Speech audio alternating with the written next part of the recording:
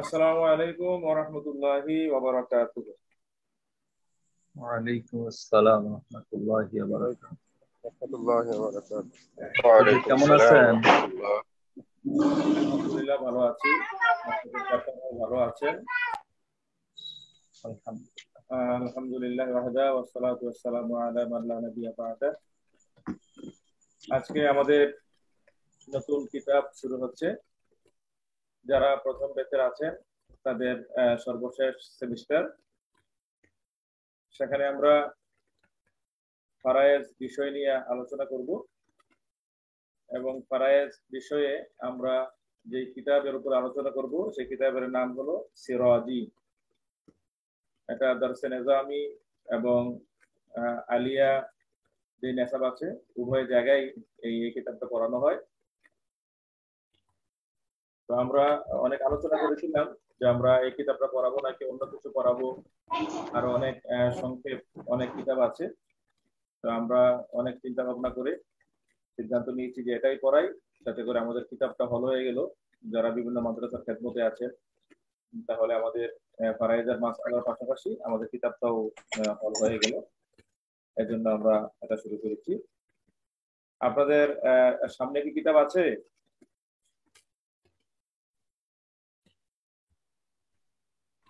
জি আছে আছে স্যার।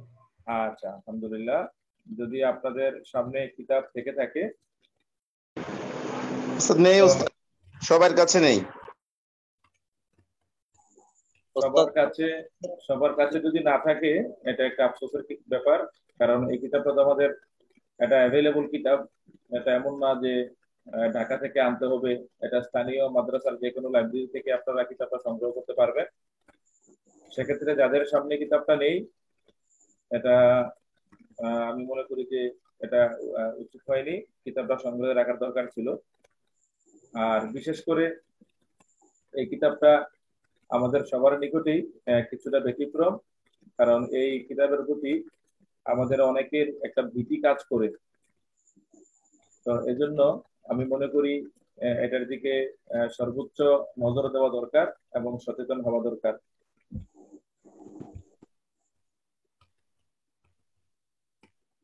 তো ইলমুল ফারায়েজের উপরে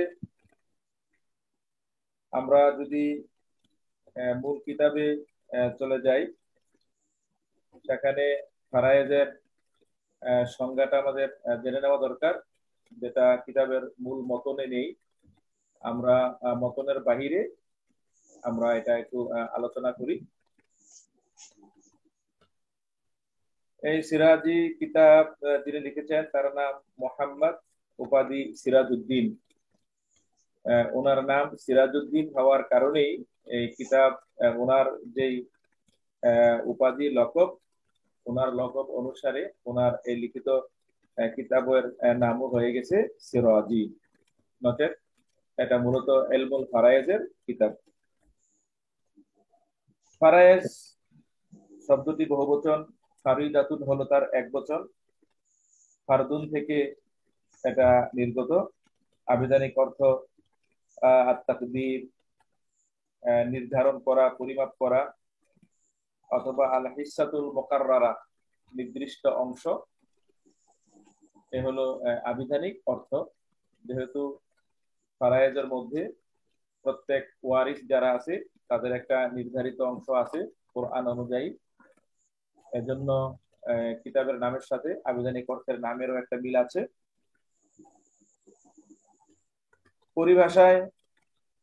পরিভাষায় বলা হয় হুয়া ইলমুন বিউসুলিন মিন ফিকহিন ওয়া হিসাবিন তু'রাফু বিহি কাইফিয়াতু তাকসিমিত তারিকাতি বাইনা ওয়ারাসাতিল মাইয়িত। আবার খেয়াল করে শুনি।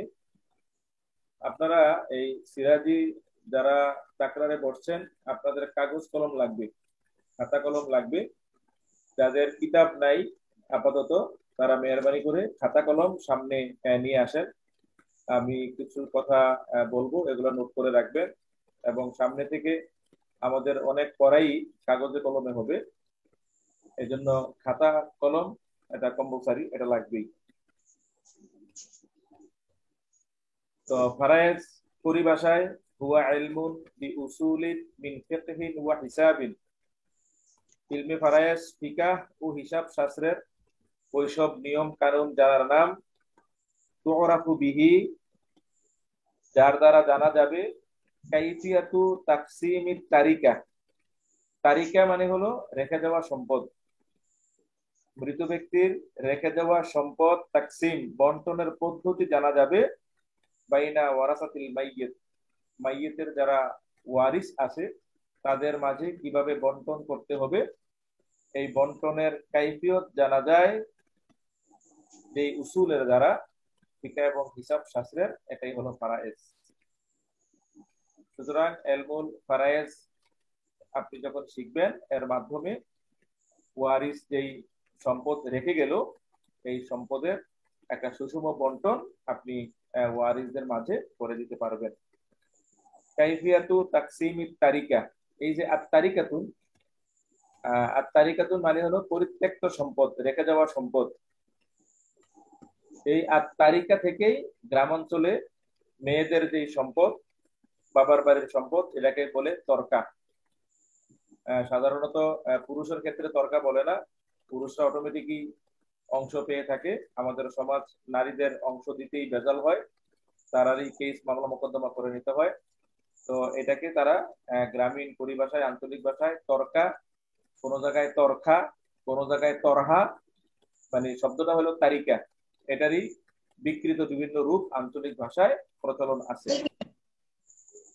তো যারা মহিলারা তরকা চায় তার মানে হলো তারিকা চায়, তরকা অথবা তরহা আমরা যেটাই বলি না কেন। তো আপনারা কাগজে কলমে এটা লিখে নিতে পারেন, এই সংজ্ঞাটা আমাদের কাজে আসবে। তাহলে আমাদের ফারায়েজের আবিধানিক অর্থ গেল, পারিভাষিক অর্থ গেল। এবার মাওজুউ ইলমিল ফারায়েজ, ইলমে ফারায়েজের আলোচ্য বিষয়। ইলমে ফারায়েজের আলোচ্য বিষয় হলো তিনটা, এগুলো আপনারা লিখে রাখেন, এগুলো মুখস্থ করতে হবে। ফারায়েজ যা পড়াই এর সবটাই আপনাদের মুখস্থ রাখতে হবে। মুখস্থ ছাড়া এই ফারায়েজের নিয়ম কানুন বা অঙ্ক করা এগুলো কোনোভাবেই আয়ত্ত করা যাবে না। আপনি কিতাব পড়লে যতই বুঝেন না কেন, মুখস্থ ছাড়া কোনো উপায় নাই, মুখস্থ করতে হবে। এবং মুখস্থটা করাটা একেবারে সহজ, আমি সিম্পল করে বাংলায় আপনাদেরকে লিখে দেব, খুব সহজেই আপনারা মুখস্থ করতে পারবেন ইনশাআল্লাহ। মাওজুউ ইলমিল ফারায়েজ, ইলমে ফারায়েজের আলোচ্য বিষয় হলো তিনটা। এক নম্বরে হলো আল মুওয়াররিস। মুওয়াররিস যিনি ওয়ারিস বানায়, মানে মৃত ব্যক্তি। তো একজন মানুষ যখন মারা যায়, মারা যাওয়ার কারণেই সে ওয়ারিস তৈরি করে গেছে। যতক্ষণ সে মারা না যাবে ততক্ষণ কিন্তু সে কোনো ওয়ারিস তৈরি করে নাই। অনেক সময় দেখবেন গ্রামে গঞ্জে যদি বাবা অসুস্থ হয়, মা অসুস্থ হয়, তখন বলে যে সম্পদ যারা ওয়ারিস আছে সম্পদ ভাগ করে এলাম। বাবার কয় সম্পদ ভাগ করে দিয়ে দেন। এখন সম্পদ ভাগ করে দিবে কিভাবে? ওই বাবা যতক্ষণ মারা না যাবে সে ততক্ষণ ওয়ারিস বানাইতে পারতেছে না, তো সম্পদ ভাগ হবে কিভাবে? এমনও হতে পারে যে বাবা অসুস্থ, বাবার জন্য ওষুধ আনতে গেছে কুমিল্লা বা ঢাকা সিটিতে, ওষুধ আনতে গিয়ে দুর্ঘটনায় সন্তানই আগে মারা যেতে পারে। সেক্ষেত্রে সন্তান হয়ে যাবে মুওয়াররিস, সে ওয়ারিস বানাবে। এক্ষেত্রে বাবা হয়ে যাবে ওয়ারিস, সন্তান হয়ে যাবে মুওয়াররিস। তো যিনি মারা যায় তিনি হলো মুওয়াররিস বা মৃত ব্যক্তি। ইলমুল ফারায়েজের আলোচ্য বিষয় এটা হলো নাম্বার 1 আল মুওয়াররিস, মৃত ব্যক্তি। 2 নাম্বার হলো আল মুওয়াররাস, পরিত্যক্ত সম্পদ, যেটাকে তারিকা বলা হয়। আল মুওয়াররাস অথবা আত তারিকা, যেটাই বলেন না কেন, এটা হলো 2 নাম্বার। 3 নাম্বার হলো আল মাওয়ারিস, এই উত্তরাধিকারী যারা ওয়ারিস। তাহলে একটা হলো যিনি ওয়ারিস বানায় মুওয়াররিস, আরেকটা হলো রেখে দেওয়া সম্পদ, আরেকটা হলো আল মাওয়ারিস, ওয়ারিসের বহুবচন, যারা অংশ যারা পাবে, উত্তরাধিকার যারা হবে, ওয়ারিস যারা হবে। তাহলে এই তিনটা বিষয় নিয়েই আমাদের এই ফারায়েজে আলোচনা করা হবে। বিস্তারিতভাবে ইনশাআল্লাহ আপনারা আলোচনা শুনতে পারবেন। এটা হলো আমাদের ইলমুল ফারায়েজের আলোচ্য বিষয়। তারপরে আছে দারুজু ইলমিল ফারায়েজ, ইলমুল ফারায়েজের উদ্দেশ্য। তো এলমুল ফারাইজের উদ্দেশ্য, এটা স্বাভাবিক ব্যাপার, সহজ উদ্দেশ্য, যে কোরআন সুন্নাহ অনুযায়ী ধর্মে যে সকল অংশ বন্টন করে দেওয়া আছে ওয়ারিসদের মাঝে, এ সকল সম্পদ ওয়ারিসদের মাঝে বন্টন করে ইনসাফ প্রতিষ্ঠা করা, এর মাধ্যমে দুনিয়া বিশৃঙ্খলা এবং পরকালীন কল্যাণ অর্জন করা, এটাই হলো এলমুল ফারাইজের উদ্দেশ্য। তারপরে আসেন, এলমুল ফারাইজের কিছু শর্ত আছে। ফারাইজের কিছু শর্ত আছে, এই শর্তটাও আপনারা লিখে দিতে পারেন। 1 নম্বর শর্ত হলো মাউতুল মুয়াররিস। এই যে মুয়াররিসের ইন্তেকাল, তাকে ইন্তেকাল করতেই হবে। আগে যেটা প্রথম যেটা বললাম আর কি, সে যতক্ষণ ইন্তেকাল না করবে ততক্ষণ পর্যন্ত তার সম্পদ বন্টন করার কোনো সুযোগ নাই। তাহলে মাউতুল মুয়াররিস তথা মুয়াররিসের ইন্তেকাল, মৃত্যু, এটা হলো 1 নম্বর শর্ত। 2 নম্বর শর্ত হলো ওয়ারিস জীবিত থাকা। খেয়াল করে শুনবেন, ওয়ারিস জীবিত থাকা তার মানে হলো যিনি মারা যান তিনি তো ওয়ারিস বানাইলেন, কিন্তু উনি যখন মারা যান তখন তার ওয়ারিসরা ওই মুহূর্তে জীবিত থাকা লাগবে। মাসালান জায়েদ এবং বকর তারা 2 ভাই, খেয়াল করে শুনবেন, জায়েদ এবং বকর তারা 2 ভাই, তাদের বাবা হলো আব্দুর রহমান। তো আব্দুর রহমান বাবা তিনি যখন ইন্তেকাল করেন, তো জায়েদ এবং বকর উভয়ে ওয়ারিস, তারা অংশ পাবে। কিন্তু যদি এমন হয় যে বাবা জীবিত থাকা অবস্থায় জায়েদ অথবা বকরের যে কোনো একজন ভাই মারা গেছে, মারা যাওয়ার 1 দিন পর হোক বা 1 সপ্তাহ পর হোক, 1 মাস পরে বাবা মারা গেছে, অথবা 1 দিন পরে বাবা মারা গেছে, তাহলে 1 দিন পরে যে বাবা মারা গেলেন, এই বাবার সম্পদটা ওই যে জায়েদ এবং বকর 2 সন্তান আর পাবে না। যেই সন্তান জীবিত আছে সেই পাবে, যেই সন্তান 1 দিন আগে মারা গেছে সে আর বাবার সম্পদ পাবে না।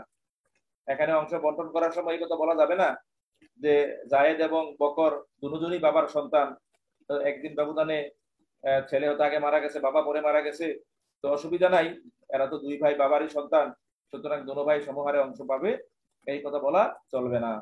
নিয়মই হলো যে ওয়ারিস জীবিত থাকতেই হবে। ওয়ারিস যদি আগে মারা যায় তাহলে সে আর ওয়ারিস হয় না, বরং সে মুয়াররিস। এখানে জায়েদ এবং বকরের মাঝে সন্তান যিনি আগে মারা গেল, যদি বাবা জীবিত থাকে তাহলে ছেলের কাছ থেকে বরং বাবাই সম্পদ পাবে, ছেলের কাছ থেকে বাবাই সম্পদ পাবে। এর পরের দিন যে বাবা মারা গেল, এই বাবার কাছ থেকে ওই মৃত ব্যক্তি অংশ পাবে না। তাহলে আমরা বুঝলাম যে মাউতুল মুয়াররিস এটা একটা শর্ত। 2 নম্বর শর্ত হলো ওয়ারিস জীবিত থাকতে হবে যখন মুয়াররিস মারা যায়। 3 নম্বর হলো সাবাবুল ওয়ারাসাত, উত্তরাধিকারের কারণটা কি, যোগসূত্র কি, ওয়ারিস কিভাবে হবে, এটা ছেলে হওয়ার কারণে না মেয়ে হওয়ার কারণে, মৃত ব্যক্তির মা হওয়ার কারণে বা স্ত্রী হওয়ার কারণে, ভাই বা বোন, এই ওয়ারাসাতের যোগসূত্র কি, এই সাবাবুল ওয়ারাসাত এটা আমাদের জানা থাকতে হবে। এটা যদি জানা থাকে তাইলেই আমাদের অংশ দেওয়া সুবিধা হবে। আপনি কাকে অংশ দেবেন, এ হলো 3টা শর্ত। এগুলো খুব মনোযোগ দিয়ে খেয়াল করতে হবে। যেমন আমাদের কাছে মাঝে মাঝে মাসআলা আসে, যে অমুক ব্যক্তি, ওনার 3 ছেলে আছে, ওনার 2 মেয়ে আছে, ভাই আছে, বোন আছে, সম্পদ ভাগ করে দেন। কার সম্পদ? আব্দুর রহিমের সম্পদ। তো বললাম যে আব্দুর রহিম কোন জায়গায়? উনি আছে, এখনো মারা যায় নাই, তবে লক্ষণ বেশি সুবিধা না, উনি মারা যাবে, তো আপনি এটা ফারাইজটা করে দেন। তো আমরা বলি যে না, তিনি যতক্ষণ মারা না যাবে ওনার ফারাইজটা করে দেওয়ার কোনো সুযোগ নাই। হ্যাঁ, যদি উনি মারা গেলে কে কি পরিমাণ অংশ পেতে পারে এটার মৌখিক একটা বর্ণনা আপনারা শুনতে পারেন, বিবৃতি শুনতে পারেন, কাগজে কলমে কখনোই এই কাজ করা যাবে না। একটা প্রশ্ন, কোন ব্যক্তি যদি এমন শাইকে ফানি হয়ে যায় যে একদম অসুস্থ, উনি একদম আর রিকভার করার মতো শারীরিক অবস্থা নেই, আর উনি এমন আশঙ্কা করে যে ওনার মেয়েরা বঞ্চিত হওয়ার আশঙ্কা থাকে, যে ছেলের কাছে মেয়েরা হয়তো বঞ্চিত হতে পারে, এই অবস্থায় উনি কি সম্পদ ভাগ করে দিয়ে যেতে পারেন কিনা? না, উনি উনি সম্পদ ভাগ করে দিতে পারবেন না। সেক্ষেত্রে উনি উকিলের মাধ্যমে কিছু সাক্ষী নিয়ে আসবেন। সাক্ষী নিয়ে এসে উনি বলে দিবেন যে আমি আমি মারা যাওয়ার পরে আমার সম্পদ যেন আমার ছেলেরা এবং মেয়েরা পায়। দরকার মেম্বার চেয়ারম্যান যারা আছে, গভর্নমেন্ট আছে, এদেরকে ইনফর্ম করে দিতে পারবে। আমি তো প্রথমেই বললাম যে উনি শায়েখে ফানি হয়ে গেছে, ওনার সম্পদ কিভাবে বন্টন করবে? ওনার ওষুধ আনার জন্য ডিসপেন্সারিতে গেছে কুমিল্লা, রাস্তায় দুর্ঘটনায় মারা গেছে, ছেলেটাই মারা গেছে। তো এই ছেলে যে মারা গেল, এখন সে তো অংশ পাবে না, তো আর বন্টন করবো কিভাবে? এই জন্য জি কোনোভাবে বন্টন করা যাবে না।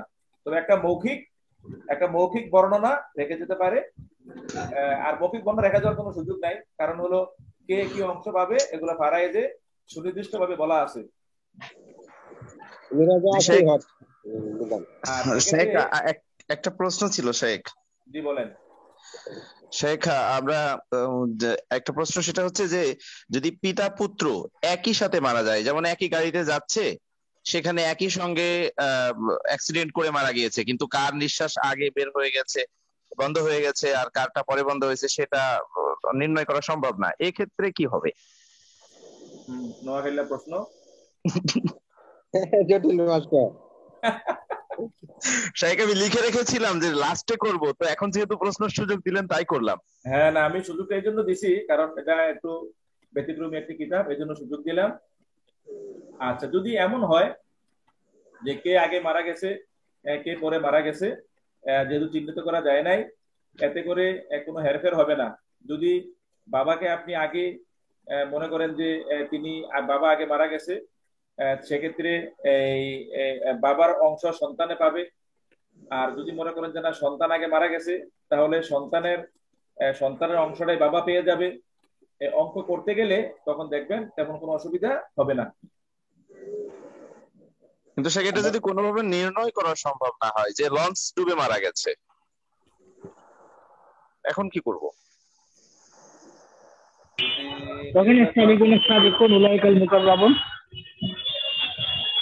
কোনোভাবেই যদি সম্ভব না হয়ে থাকে, এটার এই ধরনের প্রশ্নের সম্মুখীন আমি আর আগে কখনো হই নাই। এটা আমি একটু গবেষণা করব, আর গবেষণা করে আমি এটার উত্তরটা দিই। জাযাকাল্লাহ খাইর, জাযাকাল্লাহ ছেলেকে ইনশাআল্লাহ। বাদ দিয়ে রাখলে তো অসুবিধা কি? ছেলে তো বাবুটা বাদ দিয়ে রাখলে তো হয়। ইনশাআল্লাহ আমরা শাইখের কাছ থেকে পরবর্তীতে উত্তরটা শিখবো ইনশাআল্লাহ।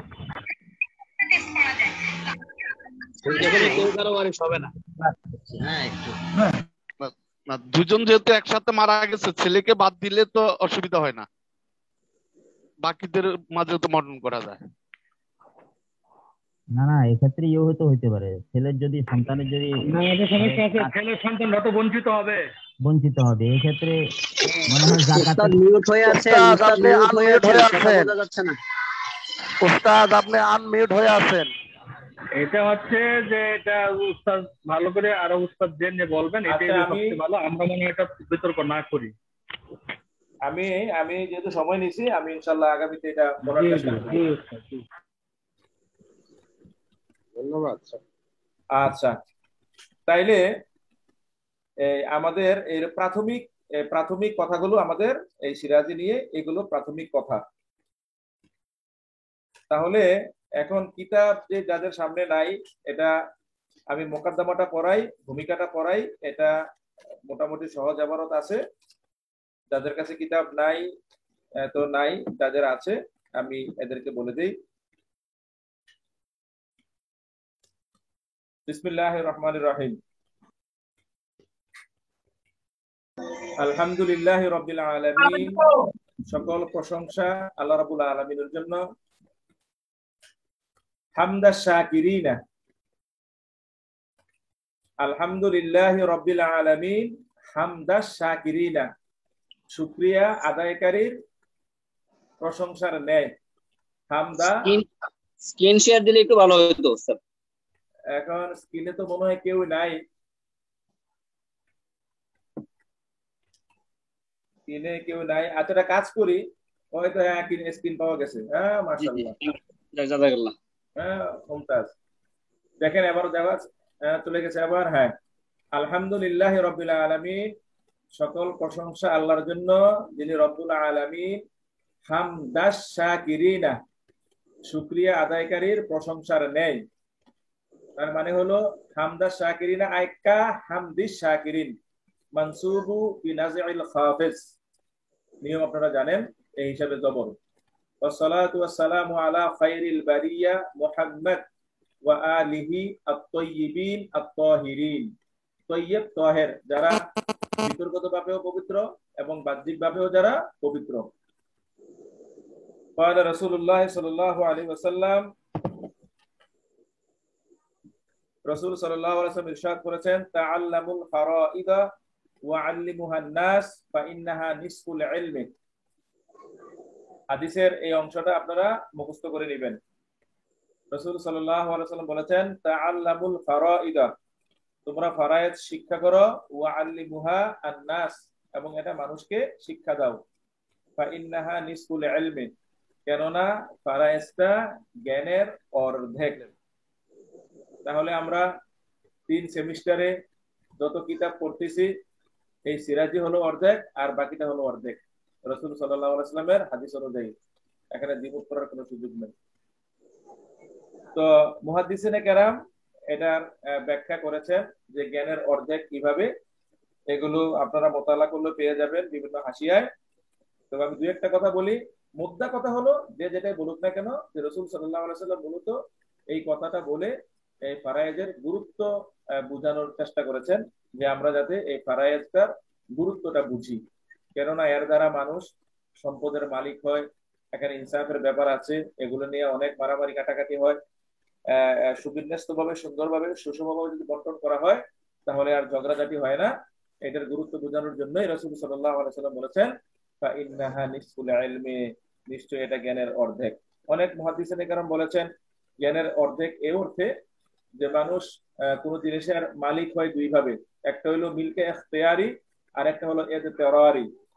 মিলকে ইখতিয়ারি হলো যে কোনো মানুষ যখন কোনো জিনিস ক্রয় করে, ক্রয়ের মাধ্যমে সে এটার মালিক হয়ে থাকে। আর ইদতিরারি হলো এখানে তার ক্রয়ের কোনো ব্যাপার নাই, তার ইচ্ছার কোনো ব্যাপার নাই। এখানে যিনি মুয়াররিস, তিনি যখন ইন্তেকাল করে ফেলেছেন, তখন অটোমেটিক ওয়ারিসরা সম্পদের মালিক হয়ে যায়।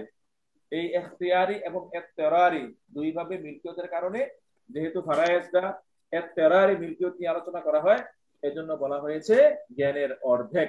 অনেকে এমনও বলেছেন যে ফারায়েজের আলোচনা শুরু হয় মূলত কোনো মানুষ যখন মারা যায় তখন, আর অন্যান্য মাসলা মাসাইল যা আছে সব হলো জীবিত থাকতে, আর ফারায়েজের মাসআলা শুরু হয় যখন কোনো মানুষ মারা যায়। জীবন এবং মৃত্যু 2 ভাগ করলে অর্ধেকটা নিসফ।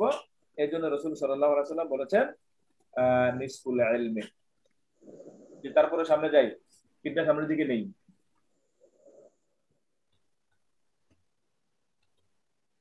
قال علماؤنا رحمهم الله تعالى, আমাদের উলামাগণ আহনাফগণ বলছেন, তাতাআল্লাকু বিতারিকাতিল মাইয়িত হুকুকুন আরবাআতুন, মৃত ব্যক্তির রেখে যাওয়া সম্পদের সাথে সম্পৃক্ত হুকুকুন আরবাআতুন, 4টা হক, মুরাত্তাবাতুন, ধারাবাহিকভাবে। আমাদের উলামায়ে আহনাফ বলছেন যে মৃত ব্যক্তির সম্পদের সাথে ধারাবাহিক 4টা হক সম্পৃক্ত। আল আউয়ালু, নাম্বার 1, এগুলো মুখস্থ করে ফেলবেন।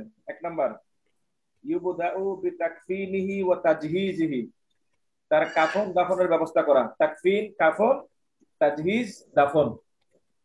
আল আউয়ালু ইউবদাউ বিতাকফিনিহি ওয়া তাজহিজিহি, তার কাফনের ব্যবস্থা করা, দাফনের ব্যবস্থা করা। মিন গায়রি তাবযিরিন ওয়ালা তাকতিরিন, এক্ষেত্রে তাবযির করা যাবে না, অপচয় করা যাবে না। ওয়ালা তাকতিরিন, কৃপণতাও করা যাবে না। অপচয় এবং কৃপণতা ব্যতি রেখে তার কাফন দাফনের ব্যবস্থা করা, এটা হলো প্রথম কাজ, এবং এটা হবে মৃত ব্যক্তির রেখে যাওয়া সম্পদ থেকে। তবে আমাদের সমাজে যে মানুষ মারা গেল, তার কাফনটা সাধারণত তার কোনো আত্মীয় স্বজন বা চাচা ভাতিজা প্রতিবেশী এরাই ক্রয় করে দেয়, কারণ ওয়ারিসরা তখন ব্যতিব্যস্ত থাকে। তবে এক্ষেত্রে নিয়ম হইলো, তারা যেই কাপড়টা দেখবে কেন, এটা ব্যতিব্যস্ততার সময়ে যখন সবকিছু স্বাভাবিক হবে, বাবার সম্পদ ভাইয়ের সম্পদ বর্ষণ করা হবে, সেক্ষেত্রে ওই সম্পদ থেকে ওই কাফনের টাকাটা তাকে অফার করা, যে আপনি তো এই কাপড়ের টাকাটা দিয়েছিলেন, আপনি সালমিন, তো যে আপনি এই টাকাটা নিয়ে নেন, এটাকে অফার করে দেওয়া, এটা উচিত। তারপরে আমাদের সমাজে কোনো মানুষ যখন মারা যায় তখন তার পরিবারে ইসলামের নিয়ম অনুযায়ী তারা একটা শোকে থাকে, 3 দিন শোক পালন করে, এবং এই শোক পালন করার একটা সিস্টেমেও যে তার ঘরে রান্না বান্না হয় না। যদিও রান্না বান্না করলে কোনো অসুবিধা নাই, কিন্তু শোক পালনের সময় রান্না বান্না হয় না বিধায় আমাদের পাশের ঘর থেকে আমরা সাধারণত এই মেহমানদারি করাই, আমরা এই জিনিসগুলা আপ্যায়নের ব্যবস্থা করি। কিন্তু দুঃখজনক হলো সত্য, আমাদের গ্রামে গঞ্জে কোনো মানুষ যখন মারা যায় তখন তার আত্মীয় স্বজন এমন বেশি পরিমাণে আসে, এবং পাশের বাড়ির দ্বারা খাবার দিতে গেলে অনেক সময় সমস্যা হয়ে যায়। 30, 40, 50, 60, আমি এমনও দেখেছি মৃত ব্যক্তি দিন মারা গেছে, ওই ঘরে এদিনটা 150, 200, 300 জন মানুষের খাবারের আয়োজন করতে হয়। অলরেডি পাশের মানুষ ডেকোরেটর ভাড়া করে, বাবুর্চি ভাড়া করে রান্না করে খাবার দিতে হয়। তো এগুলো কিন্তু উচিত নয়। মৃত ব্যক্তির বাড়িতে যারা আসে তারা খাবার দাবার নিয়ে আসাই উচিত, যেন পাশের বাড়ির মানুষের এই অসুবিধা না হয়। অথবা এমন করা উচিত যে আমার ঘরে বয়স্ক মানুষ আছে, আমার আব্বা আম্মা অসুস্থ আছে, আমি এখন স্বাভাবিক আছি, বাবার চিকিৎসা করতেছি, আমি আমার চাচাতো ভাইকে এখনই বরং 10-15 হাজার টাকা 20,000 টাকা দিয়ে রাখবো, যে আমার ঘরে যখনই কোনো আমার আব্বা মারা যাবে, আমার মানুষজন বেশি চলে আসবে, আর আপনারা আমার ঘরে খাবার দিবেন, আপনাদের অসুবিধা হতে পারে, তো আমি কিছু টাকা দিয়ে রাখি, এগুলো দ্বারা ব্যবস্থা করবেন। নচেত এগুলো পরবর্তীতে অনেক সমালোচনার জন্ম দেয়। প্রত্যেকে যে মানুষ আইসে ফিরি খানা পাইয়া বাইর আর যায় না, 3 দিন খাইয়া আমরা অবস্থা 12টা বাজাইতেছি। যাই হোক, এগুলো হলো আমার কিতাবের বাহিরের কথা। কিতাবের ভিতরের কথা হলো যে তাফসীর এবং তাকদীর, অপচয় এবং কৃপণতা বাদে কাফন দাফন করতে হবে। এখন কাফন দাফনের ক্ষেত্রে তাফসীর কিভাবে হয়, অপচয় কিভাবে হয়? এখানে একটা বিষয় জানা ছিল। জি বলেন। দেখা যায় কিছু কিছু জায়গায় দাফন করার পরে ওই যে বাতাসা, বিস্কিট বা গুড় এই জাতীয় দেয়, এই বিষয়টা জানার জন্য উস্তাদ।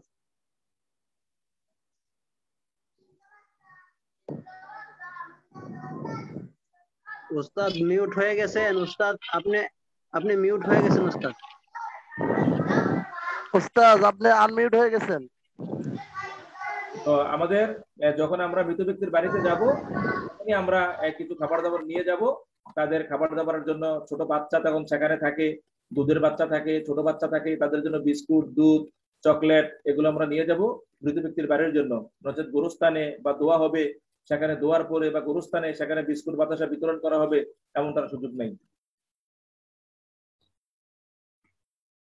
তো আমি যেটা বলছিলাম যে কাফন এবং দাফনে অপচয় করা যাবে না এবং কৃপণতা করা যাবে না।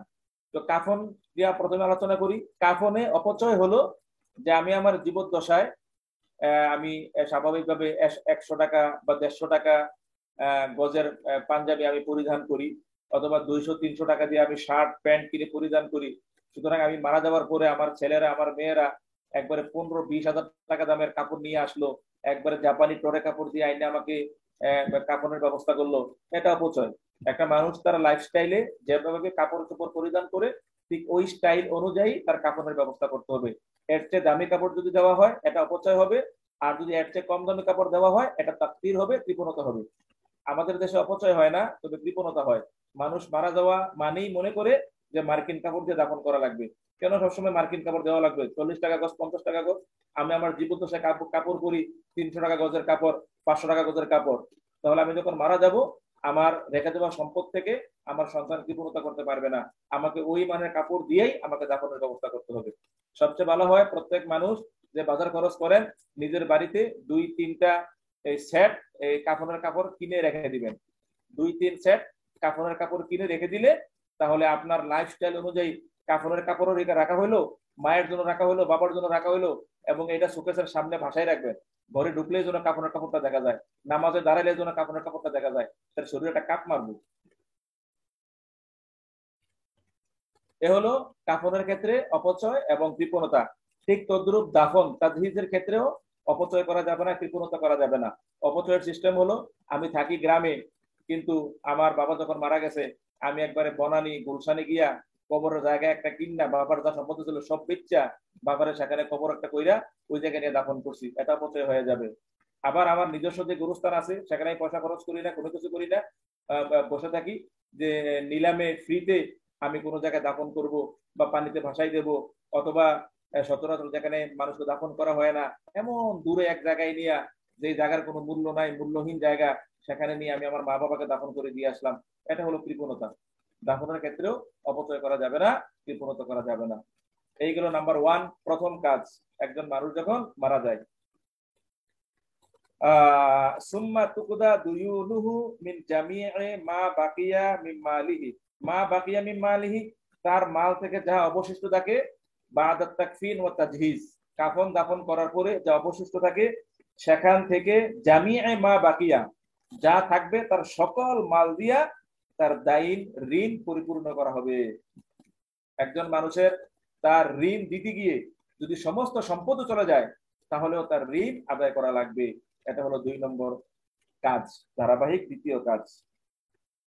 3 নম্বর সুম্মা তুনফাজু ওয়াসায়াহু, ঋণ দেওয়ার পরে তার ওসিয়ত পূর্ণ করতে হবে। মিন সুলুসি মা বাকিয়া বাদাদ দাইন, তবে ওসিয়তের ক্ষেত্রে নিয়ম হলো ঋণ দেওয়ার পরে মৃত ব্যক্তির যে সম্পদ থাকবে ওই সম্পদের সর্বোচ্চ সুলুস 3 ভাগের 1 ভাগ, সর্বোচ্চ সুলুস 3 ভাগের 1 ভাগ দ্বারা যতটুকু ওসিয়ত পূর্ণ করা যায় ঠিক অতটুকুই পূর্ণ করবে। কেউ যদি 3 ভাগের 1 ভাগের ওসিয়ত করা যায় তাহলে ফাবিহা, এটা ভালো। কেউ যদি অর্ধেক সম্পদের ওসিয়ত করে, কেউ যদি সকল সম্পদের ওসিয়ত করে, তাহলে সকল সম্পদ ওসিয়ত আদায় করা হবে না, অর্ধেকও আদায় করা হবে না, বরং কাফন দাফন এবং ঋণ আদায় করার পরে যে সম্পদ থাকবে তার সর্বোচ্চ সুলুস বা 3 ভাগের 1 অংশ দিয়া যতটুকু ওসিয়ত আদায় করা যায় ততটুকু আদায় করবে, তার বেশি নয়। এইগুলো 3টা কাজ।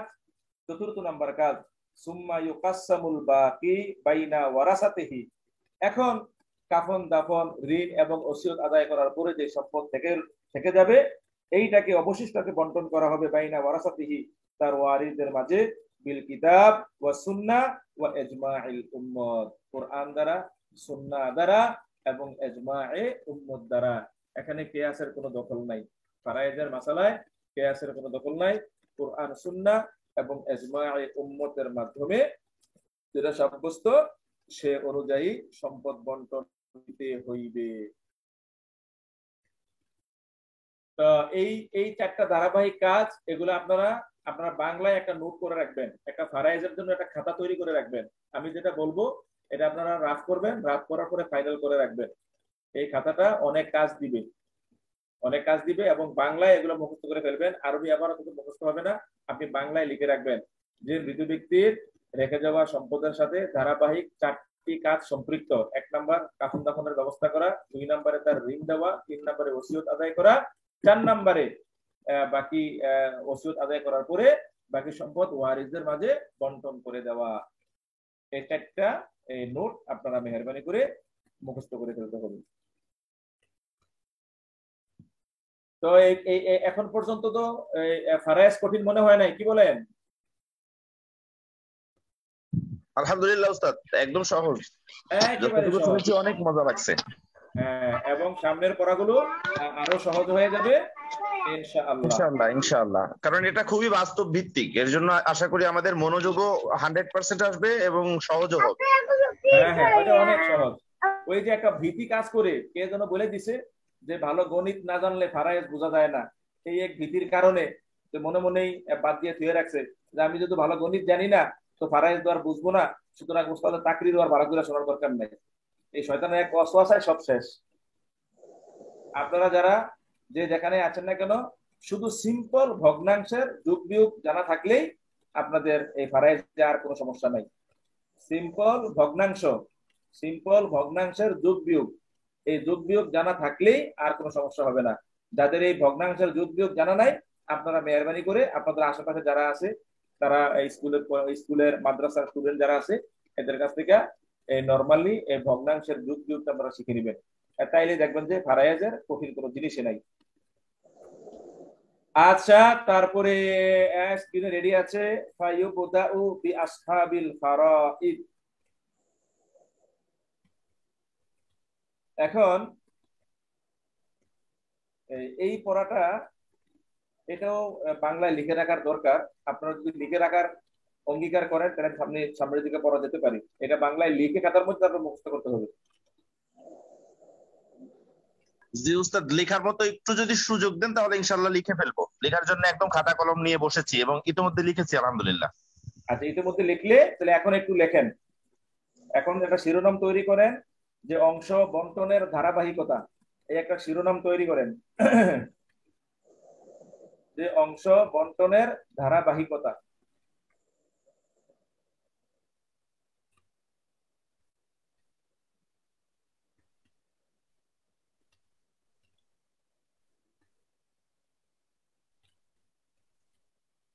জি লিখছেন? জি তাইলে আমাদের প্রথম তিনটা নিয়ে তেমন কোনো কথা নাই। আমরা এখন চতুর্থ পয়েন্টে আমরা এখন আলোচনা করব। কারণ কাফন দাফনও শেষ, ঋণ আদায় করা শেষ, ওসিয়ত আদায় করাও শেষ। আমাদের সিরাজির কাজ হলো সম্পদ বন্টন করে দেওয়া।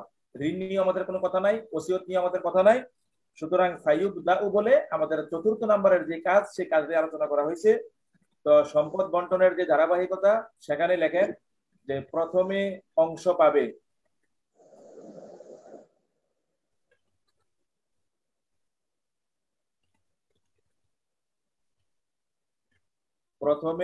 পাবে আসহাবুল ফারায়েজ গণ। আমাদের স্ক্রিনে দেওয়া আছে বানানটা, আসহাবুল ফারায়েজ। প্রথমে অংশ পাবে আসহাবুল ফারায়েজ গণ।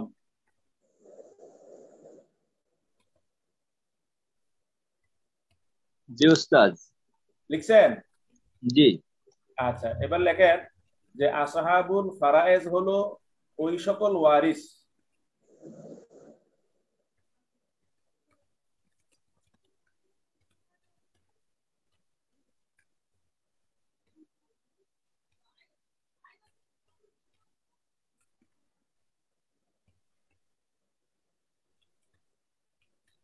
জি উস্তাদ লিখেছি। আসহাবুল ফারায়েজ হলো ওই সকল ওয়ারিস যাদের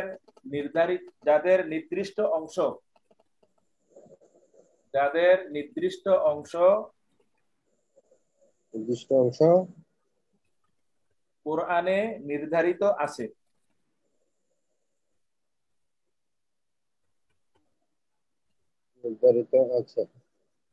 হ্যাঁ, এই হলো এই কোরআনে আপনারা সূরা নিসার শুরুতে আপনারা দেখেছেন, এই সূরা নিসার শুরুতে সেখানে আল্লাহ রাব্বুল আলামিন এই কিছু মানুষের পিতা, তারপরে স্বামী, স্ত্রী, মা, এমন কতগুলো ওয়ারিস আছে যাদের অংশ আল্লাহ রাব্বুল আলামিন কোরআনে বলেই দিয়েছেন কে কতটুকু পাবে। তো যাদের অংশ কোরআনে নির্ধারিত আছে কে কতটুকু পাবে, ওই সকল ওয়ারিসদেরকেই বলা হয় আসহাবুল ফারায়েজ। এবং আপনি যখন পরিত্যক্ত সম্পদ বন্টন করা শুরু করবেন তখন সর্বপ্রথম আপনাকে অংশ দিতে হবে আসহাবুল ফারায়েজদেরকে। তারা 12 জন। আচ্ছা, আসহাবুল ফারায়েজ 12 জন। হ্যাঁ হ্যাঁ, আসহাবুল ফারায়েজ 12 জন, ঠিকই বলছেন। তাহলে আমরা লিখলাম যে প্রথমে অংশ পাবে আসহাবুল ফারায়েজগণ। আসহাবুল ফারায়েজ হলো ওই সকল ওয়ারিস যাদের নির্দিষ্ট অংশ কোরআনে নির্ধারিত আছে।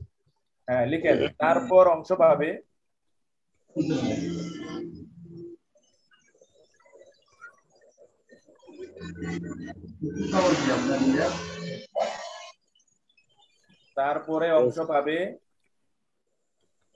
আমাদের স্ক্রিনে শব্দটা আছে, তারপরে অংশ পাবে আসাবা মিন জেহাতিন নাসাব গণ। আসাবা, এখানে বা আলিফ তা দিছে, আপনি এভাবেও পারেন অথবা এটাকে ওয়াহেদ লিখলেও পারেন, আসাবাহ বা গুলতা। তারপরে অংশ পাবে আসাবাহ মিন জেহাতিন নাসাব গণ।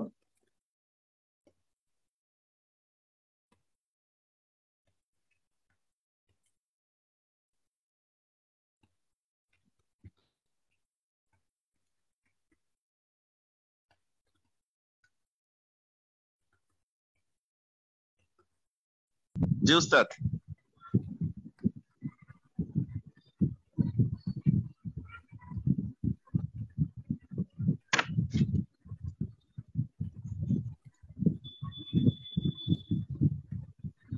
লিখছেন?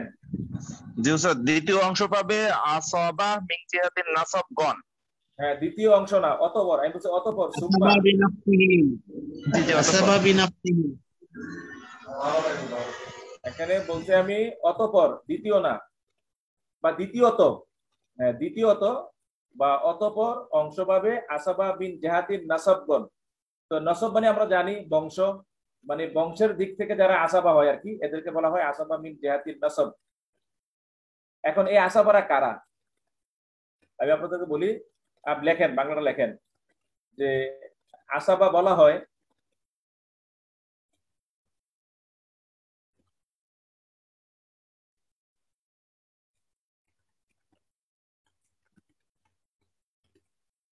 জি ওস্তাদ। আসাবা বলা হয় প্রত্যেক এমন ওয়ারিসকে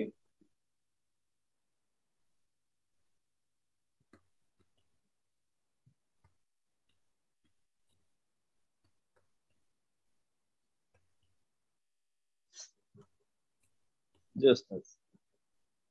যারা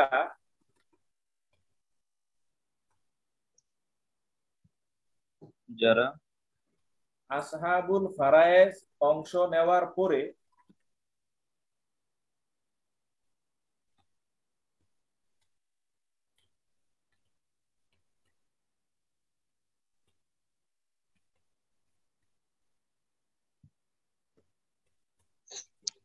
জি অংশ নেওয়ার পরে আসহাবুল ফারায়েজ অংশ নেওয়ার পরে অবশিষ্ট সম্পদ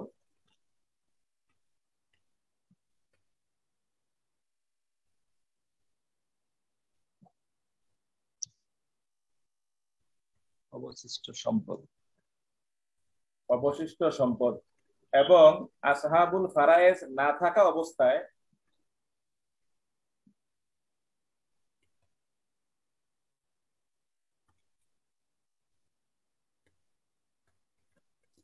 না থাকা অবস্থায় না থাকা অবস্থায়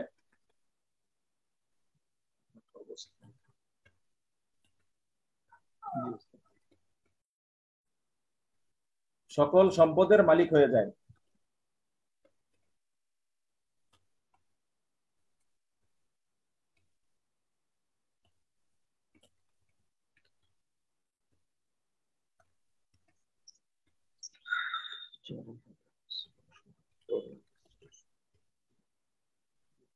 ঠিক আছে? জি ওস্তাদ। তাহলে এই যে যখন আপনি আসহাবুল ফারায়েজ যারা আছে তাদের যখন নির্ধারিত অংশ দেওয়া হবে, কেউ পাবে 2/1, কেউ 4/1, কেউ 8/1, এভাবে অংশ দেওয়ার পরে যখন টোটাল করা হবে তখন দেখা যাবে যে মৃত ব্যক্তির রেখে দেওয়া সম্পদ থেকে এত এত অংশ দেওয়ার পরে কিছুটা সম্পদ রয়ে গেছে। তো এই যে কিছুটা সম্পদ রয়ে গেল, এটা আসাবা যারা আছে তারা অবশিষ্টটা অটোমেটিক পেয়ে ফেলে। এটা হলো একটা সিস্টেম। আরেকটা হলো যে মৃত ব্যক্তির কোনো আসাবুল ফারায়েজ নাই, কোরআনে যে 12 জন লোকের কথা বলছে অংশ নির্ধারিত করা আছে, এই ওয়ারিসরা নাই। এরা না থাকলে টোটাল সম্পদটাই যারা পেয়ে যায় তারাই হলো আসাবা। এই জন্য বলা হয়েছে আসাবা বলা হয় ওই সকল ওয়ারিসদেরকে, আসাবুল ফারায়েজ অংশ নেওয়ার পরে যারা অবশিষ্ট সম্পদের মালিক হয় এবং আসাবুল ফারায়েজ না থাকা অবস্থায় সকল সম্পদের মালিক হয়ে যায়, তারাই হলো আসাবা। তো আমাদের 8টার উপরে বেজে গেছে, আমাদের মুফতি সাহেব হুজুর যে কোনো মুহূর্তে ইন হবে। আমি আর সামনের দিকে যাচ্ছি না। হুজুর যদি স্ক্রিনে দেখা যায় আমাকে ইনফর্ম করবেন, তার আগে আমি কথা বলতে থাকি। আপনারা মেহরবানি করে যতটুকু লিখালাম আর যেটা আপনারা লেখেন নাই, যে 4টা ধারাবাহিক কাজ আছে, এটা আপনারা বাংলা লিখে নেবেন, এটা মুখস্থ করে ফেলবেন। তারপরে ফারায়েজের সংজ্ঞাটা মুখস্থ করে ফেলবেন, আলোচ্য বিষয়, তারপরে শর্ত যে আলোচনা করেছি এগুলো আপনারা মুখস্থ করে নেবেন, এবং এগুলো সহজ জিনিস, কঠিন কোনো জিনিস না।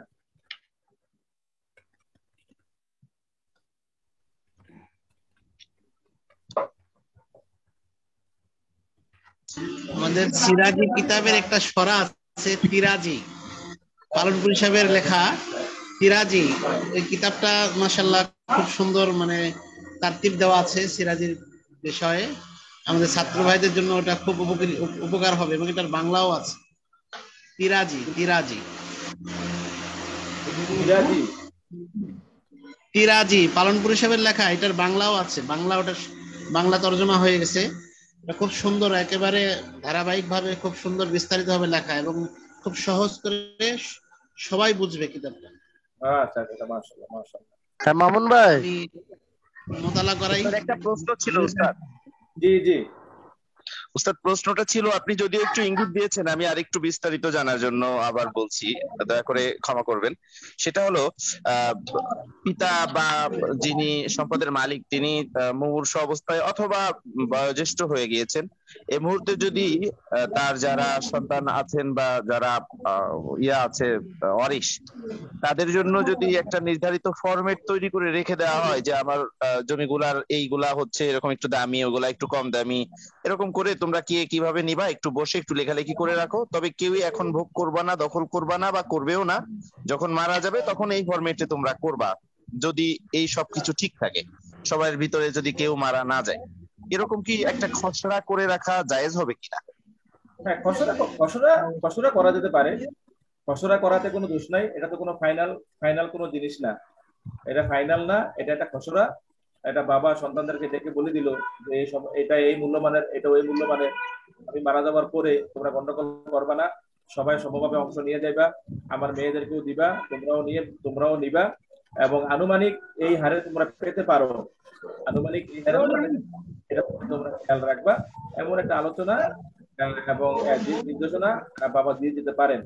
এবং বাবা দিয়ে গেলে ওনার মুমূর্ষু অবস্থার এই দিক নির্দেশনা অনেক সময় সন্তানেরা এটা মাথা পেতেও নিতে পারে। কিন্তু আমি আপনাদেরকে বলছি, আমাদের শর্ত অনুযায়ী এটা আমাদের ফাইনাল হচ্ছে না। জি উস্তাদ, জাযাকাল্লাহ। একটা বিষয়, অনেক সময় দেখা যায় যে বাড়ি ঘর নির্মাণ করতে আবার ছেলে জি মেয়ে ওস্তাদ, আমাদের পরবর্তী মুফতি সাহেব ওস্তাদ চলে আসছেন। জি, আমাদের হাতে সময় কম, হুজুর চলে আসছেন। আসসালামু আলাইকুম ওয়া রাহমাতুল্লাহি ওয়া বারাকাতুহু। আমি এখানে বিদায় নিচ্ছি।